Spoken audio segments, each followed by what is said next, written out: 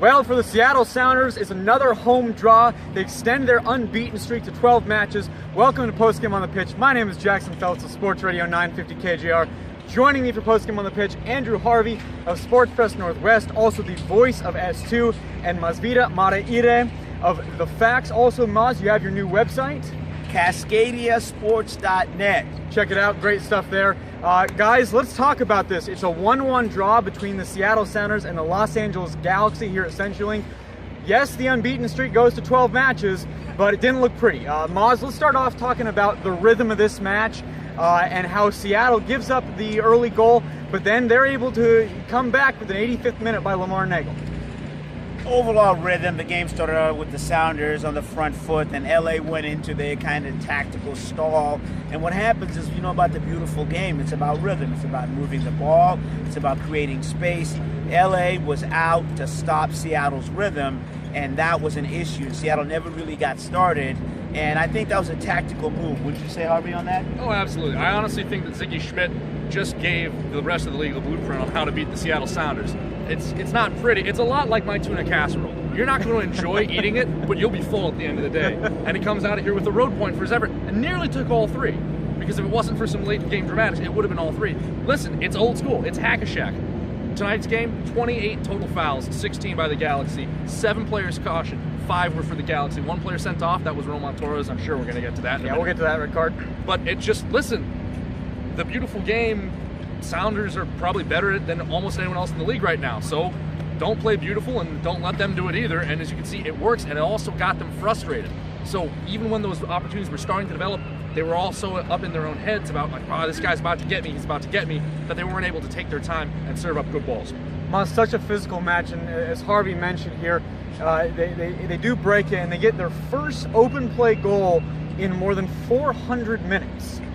With the Lamar Nagel goal. I mean, this is a team right now that, okay, yeah, you get the goal, but at the same point, to both of you guys, and to let you start off with it, Maz, this is a team that is trying to figure out how to finally get things done in the final third, and I don't even know if it's still come together despite the goal.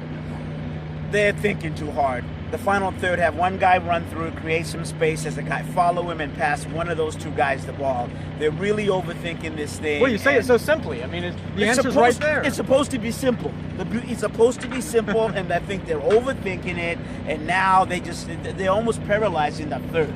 And that's part of the issue here. Just free flow and play the game and finish off in the final third. Be simple.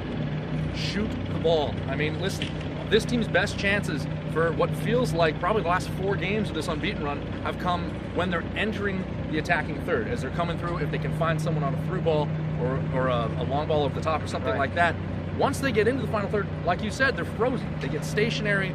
They look like they are out of ideas. There was a pass. Well, Don had a pass in the north end where he dishes it to Clint Dempsey. I want to say it's about the 20th, 30th minute.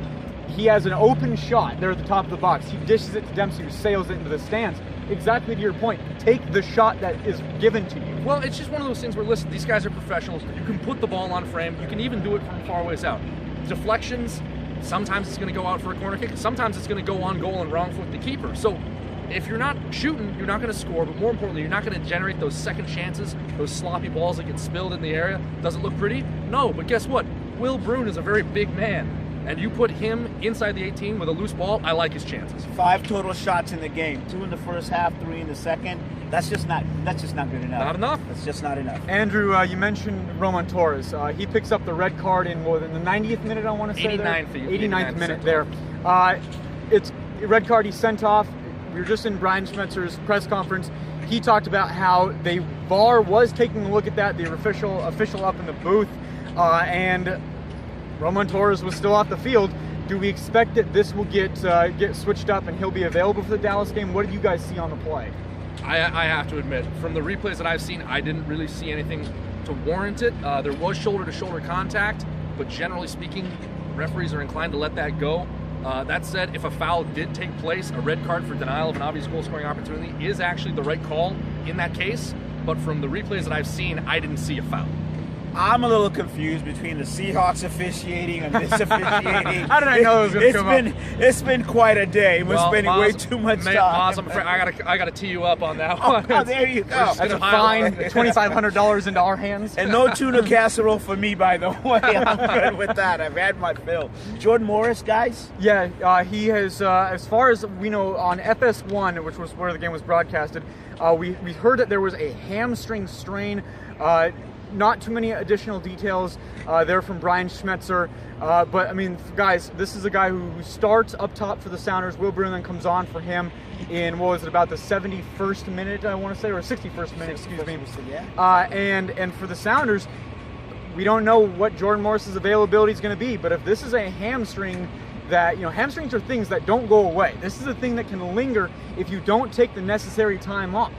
I mean, what's the worry level right now for the Sounders if Morris has to take a few weeks off when you're trying to get a bye in the first round of going into the playoffs here in 6 matches? I think from a playoff perspective, there's not too much cause for concern. Sounders are still very much in the driver's seat, and I think right now they have the depth in place that they're going to be able to power through. Tonight feeling kind of like a 1-1 loss aside, you are still unbeaten in 12. You keep picking up points. The issue, losing points. The issue becomes, I'm sorry, but hang on, who is winning until the 85th minute?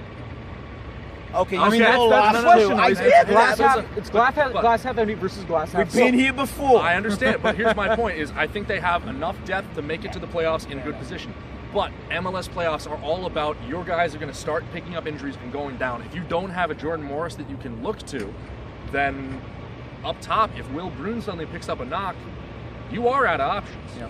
I think, first of all, I think we're all concerned about Morris, and for me, it's a big question mark. It's like a wide receiver that uses the push-off and the speed, and the hamstring is going to linger. So I think he's going to be out for a while. So unfortunate there for the team. I think you're right. You got Bruin, you got Nagel, and then it gets a little, then it gets thin. But you're relying on your depth right now. And that's what they brought him here for, right? I mean, Yep. That's what both of those guys were brought here for. That. So for the Seattle Sounders, another point, it's 12 unbeaten. So it's glass half empty versus glass half full. And simply how do you look at it?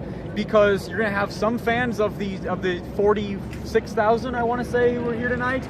They're going to look at it as, or 44,000, who are going to look at it as great. It's another point. We're still second in the West. Portland just ahead of us, and we have a match on them.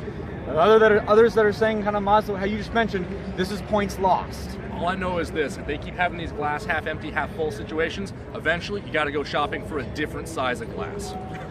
They're losing points. Fair enough. They need another glass. All right, well, the next glass situation for the Seattle Sounders is next week against FC Dallas.